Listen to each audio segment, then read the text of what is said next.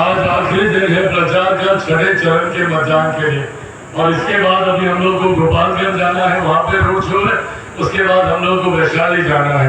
पर यहाँ आना और आप लोगों से बातचीत करना मेरे लिए अति महत्वपूर्ण था। इसका सबसे बड़ा कारण जो आप सबके यहाँ पे प्रत्याशी हैं, वो मेरे परिवार के, मेरे बड़े भाई, मेरे अभिभावक, मेरे कठिन समय में मेरे साथ देने वाले आदरणीय सिग्रीवाल जी के लिए सबसे पहले आप लोग एक बार जोरदार ताली आप लोग साथियों, आज मैं इनके लिए नहीं बल्कि इनके माध्यम से अपने लिए आप लोगों से मैं आशीर्वाद मांगने आया हूँ। आप लोगों से बस सिर्फ इतना आग्रह करने आया हूँ कि एक बात तय है, जो 5 चरण के जो मतदान हुए हैं, इन 5 चरण के मतदानों में एक बात तय है कि 4 तारीख को जब ईवीएम मशीन खुलेगी तो 4 तारीख को परिणामों के बाद हमारे मौजूदा प्रधानमंत्री आदरणीय नरेंद्र मोदी जी तीसरी बार देश के प्रधानमंत्री बनने जा रहे हैं। उसमें कई संदेह नहीं। तो जब हमारे प्रधानमंत्री तीसरी बार देश के प्रधानमंत्री बनने जा रहे हैं, तो ऐसे में जरूरी है कि हम लोग मुख्य धारा के साथ हम लोग जुड़े। जरूरी है कि जो प्रत्याशी हमारे यहाँ से जीत कर जाए वो ऐसे व्यक्ति होने चाहिए जो प्रधानमंत्री जी के बगल में बैठकर आप लोगों के विकास की बात करें, आप लोगों की समस्या का समाधान करने का काम करें। और ऐसे में इनसे बेहतर, इनसे ज्यादा गुणी, इनसे ज्यादा अनुभवी, इनसे ज्यादा आप लोगों की चिंता करने वाला और कोई नहीं हो सकता। जब मैं भी नया सांसद बनकर आया था तो इनके अनुभव से मैं सीखता था। जो तत्परता इनमें होती थी अपने क्षेत्र के विकास को लेकर, आप लोगों की समस्या के समाधान को लेकर, कोई विभाग के मंत्री हो या स्वयं देश के प्रधानमंत्री हो, इन्होंने कभी संकोच नहीं किया वहां पर जाकर आप लोगों के लिए, आप लोगों की समस्या का समाधान कराने के।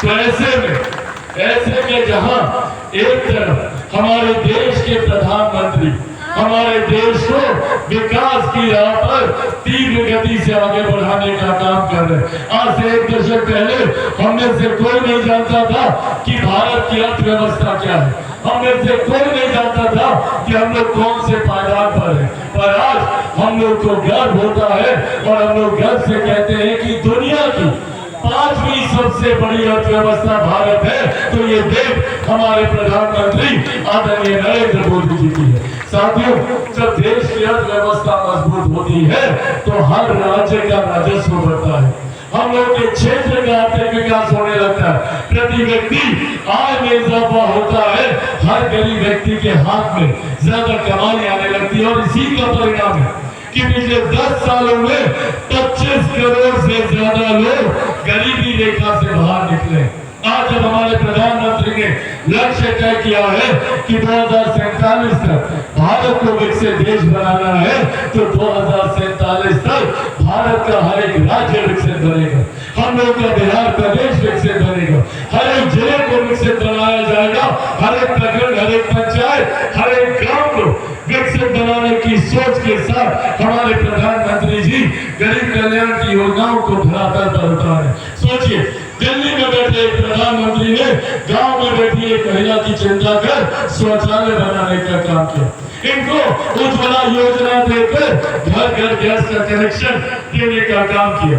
आज से पहले जब हम लोग के घर में कोई बीमारी आती थी तो सबसे पहली चिंता कि उसका आर्थिक बंदोबस्त कैसे होगा। लोग अपनी जमीन गिरवी रखते थे, महिला अपने जेवर बेचती थी, तब जाके उसका इलाज होता था। पर आज भगवान न करे पर किसी परिवार में कोई बीमारी आती है तो आयुष्मान योजना के तहत 5-5 लाख रुपए का मुफ्त इलाज हमारे प्रधानमंत्री जी ने इसका प्रबंध किया। आज देश की दुनिया की सबसे बड़ी गरीब कल्याण की योजना, जिसका श्रेय में मेरे नेता, मेरे पिता आदरणीय रामविलास पासवान जी को भी दूंगा कि आज उनकी वजह से 81 करोड़ लोगों को देश में मुफ्त का राशन दिया जा रहा है।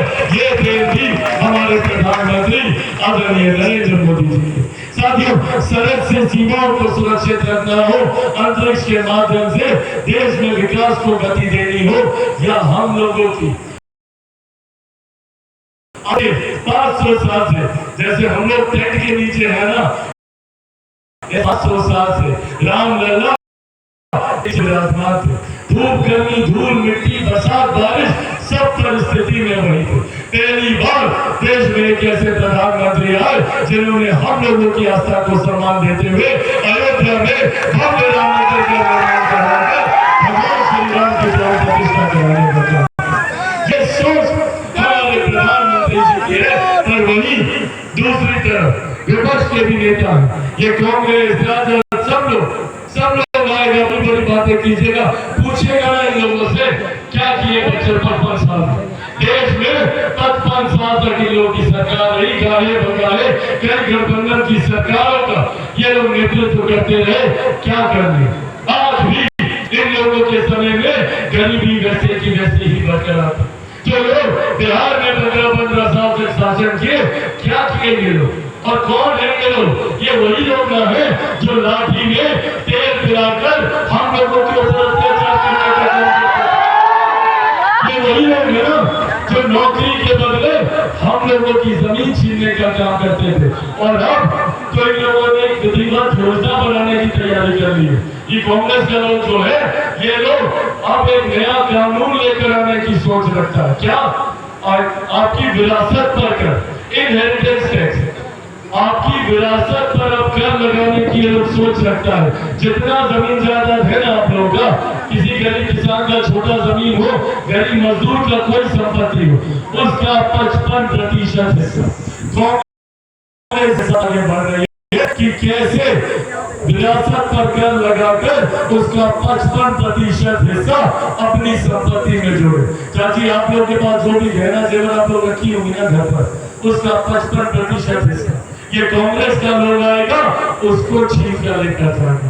और ये सोच जनता के बीच ना पहुंचे, इन लोगों की ये कानून बनाने की रणनीति हम लोगों तक नहीं पहुंचे तो झूठ बोलने का काम करते हैं। क्या झूठ बोलते हैं?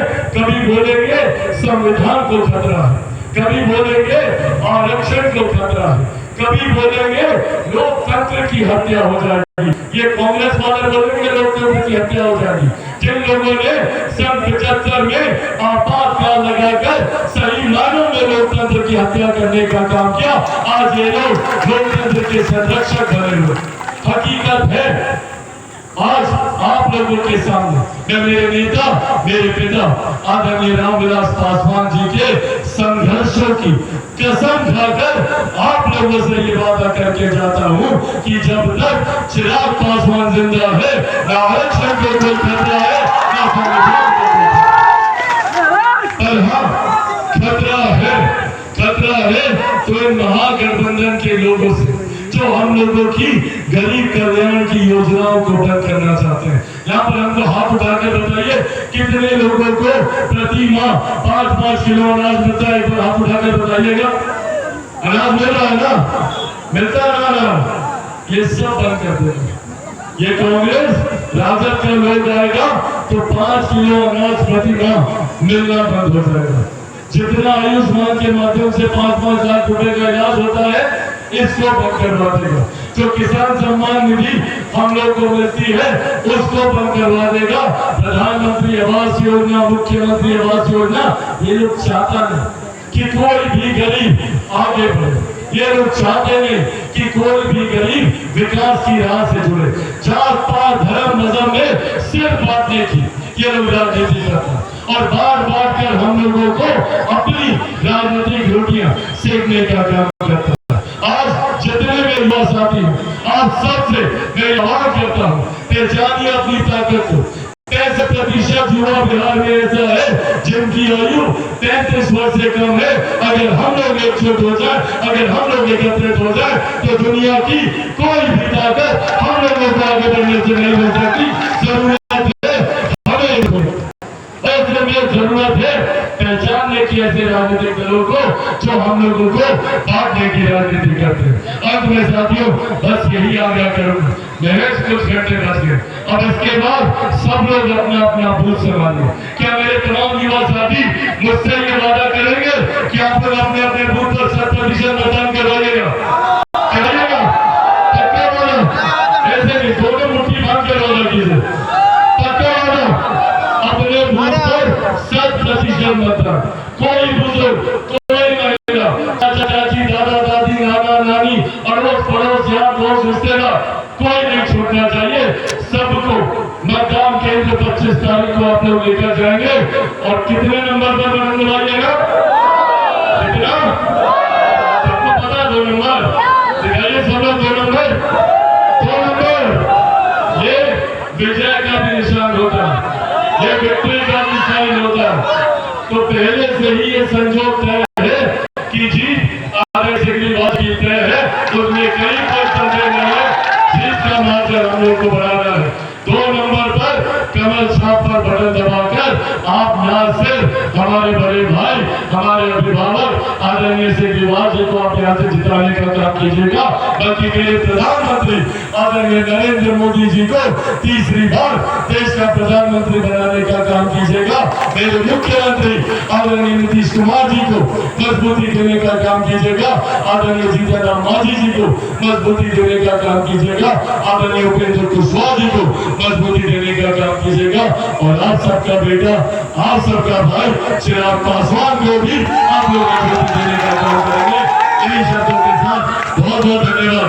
आशीर्वाद है तो विजय की माला हमसे बड़े हैं, तो इनको हम फिर भी आदर्श रहे, इनको हम समर्पित करते हैं। आशीर्वाद है ना सब लोगों का?